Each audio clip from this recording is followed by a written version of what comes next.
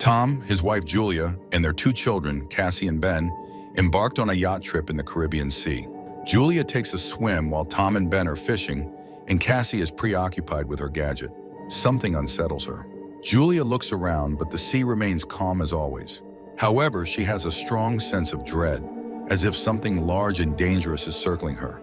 At the same time, the yacht's instruments begin to act strangely, but Tom, preoccupied with fishing, ignores them. Meanwhile, Julia's condition worsens and she eventually drowns. She screams, but her family does not hear her. The water seems to shift, pulling her away from the yacht. As the situation worsens, Tom finally hears her voice. He rushes to the helm, and the yacht moves toward Julia in the distance. Tom dives into the water and, with the children's assistance, pulls her aboard and revives her. Tom is upset because he always asks swimmers to notify the others before entering the water.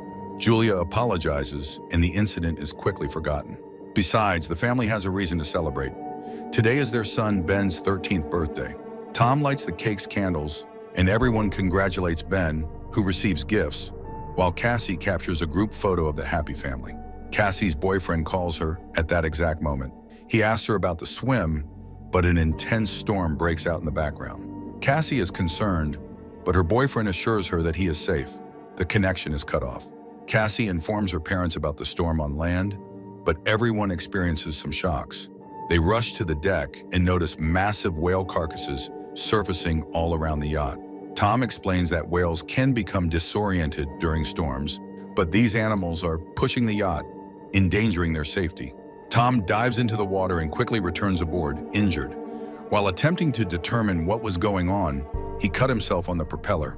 Julia stitches up the cut on her husband's shoulder, and he explains that the yacht's shafts appear bent, most likely due to a tail strike. They'll probably be unable to sail away now. Later, Cassie attempts to reconnect, but there is no signal. The radio is not picking up any signals either. Tom starts calculating their supplies. There's only enough water for about 4 days, but they were on a shipping route, so someone will eventually find them. However, ominous sounds emanate from the outside, and when the family steps out onto the deck, they notice glowing objects falling from the sky. They get closer and closer. Tom takes a risk and starts the engine. He successfully steers the yacht away from the next meteorite, but the engine is eventually damaged. The next object comes so close that the family realizes it is an artificial satellite of Earth. A strong wind blows and the instruments go haywire. The terrified family retreats inside the yacht, which is being tossed by the waves, when they hear a strange ringing sound that causes nosebleeds and nausea. Tom tries to signal for help with a flare gun, but it's ineffective. The family barely gets through the night. They are relieved to wake up alive, but there is a gaping hole in the side of the yacht, and it is unclear why they are still afloat. The family steps outside and freezes in amazement. The water has vanished, and their boat is perched on a rocky outcrop in the middle of a stony desert where the ocean once existed. Sometime later, Tom tries to reassure his family by saying that not everyone could have died. He takes measurements and realizes the compass is incorrect. North is not where it should be. This indicates that the Earth's poles have shifted. Such an event has occurred on Earth previously, but a long time ago. It turns out that the sea has retreated to where the land once stood, and humanity has most likely perished. Cassie can't take this news and rushes to the cabin, pleading to be left alone. Julia goes to inventory the remaining supplies, while Ben sends a slew of colorful balloons into the sky, hoping that survivors will come to their aid. Meanwhile, Tom turns on the radio and sends distress signals. Unexpectedly, he receives a response. It comes from NATO, the captain of a small submarine. They were deep underwater when the disaster struck, which is why they survived. However, all communication systems have failed. According to NATO calculations, the sea will return in about a week, and it will be rough. He advises them to seek higher ground and remain there.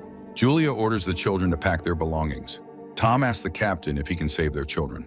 NATO explains that the submersible is extremely small. Unfortunately, NATO's partner died, so he can only take one person. After some persuasion, Tom convinces NATO to take both children and gives him his coordinates. Tom plots a course on a nautical map and promises to arrive in a few days. The next morning, the family is almost ready to start their journey. Tom steps onto the deck and notices a man with a dog approaching. He approaches and greets him, but notices that the man is injured. He offers the traveler some water. The man drinks it and then punches Tom in the face, which Julia witnesses. She rushes to her husband as the traveler thrusts a makeshift spear into Tom's chest. The dog keeps Julia at bay, but she freezes in horror, realizing she can't save her husband. She rushes to the yacht. The man pursues her and injures her arm. Nonetheless, Julia climbs onto the deck, and the children, hearing her screams, rush to her rescue.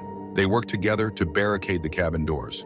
Julia then hides Cassie and Ben in a locker, handing over the flare gun to her daughter and instructing her to use it only in extreme circumstances. Meanwhile, the killer attempts to break down the doors and ultimately succeeds. Julia hides in the back bathroom. When the intruder enters, he immediately heads to the galley and grabs some food, while Julia arms herself with a kitchen knife. He enters the cabin, but the woman jumps overboard to hide beneath the yacht.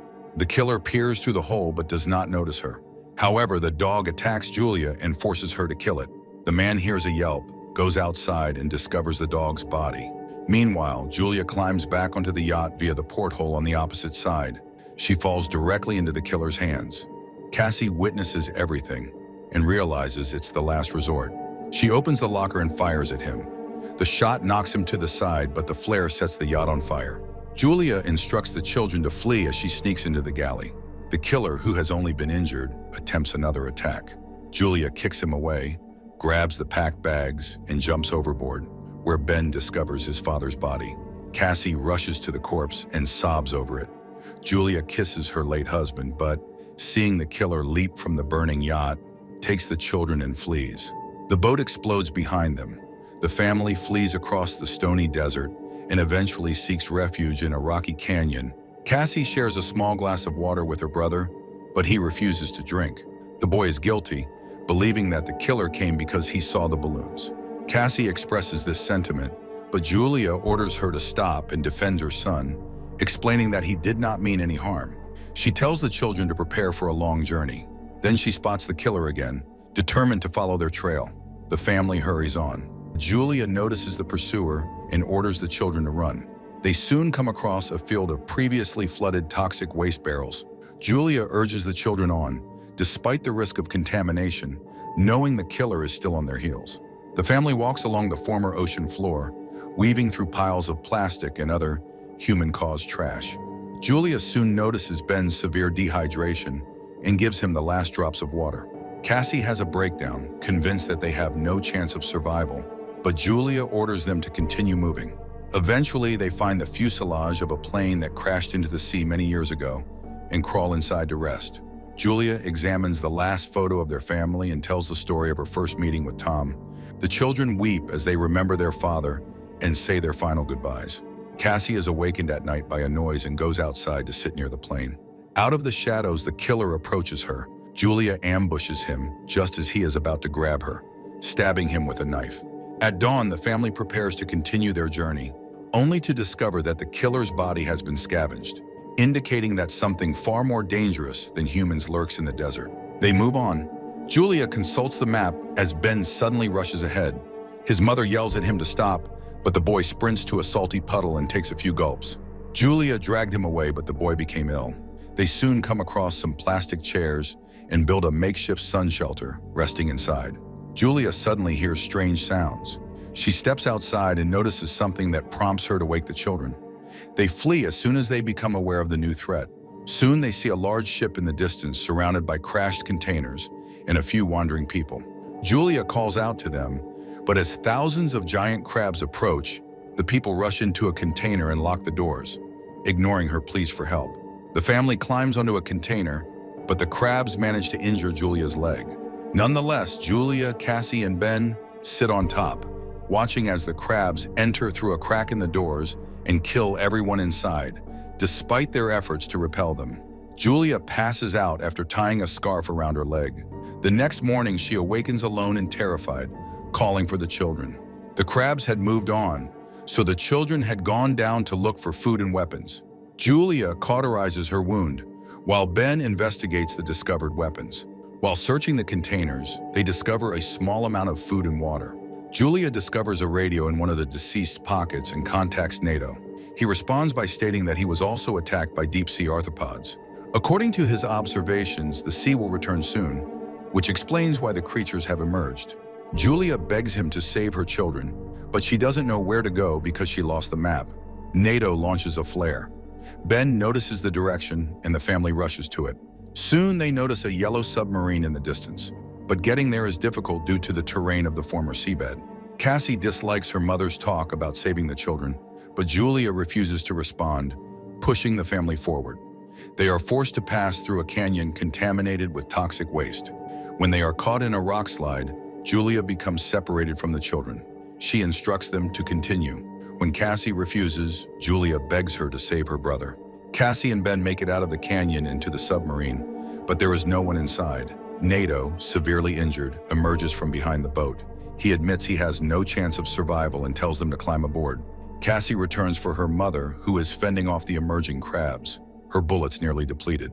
Cassie climbs the rock barrier and extends a hand to her mother. They make it to the submarine just as the crabs overwhelm NATO, who dies in their claws. The family climbs aboard, and just then an ocean wave breaks over the horizon. The water lifts the submarine, dragging it across the rocks. Julia watches as everything from the last few days flashes before her eyes. She passes out. When she wakes up, the vessel is at a standstill. Julia opens the hatch, and the family emerges to find themselves in a ruined city, swept up by the wave.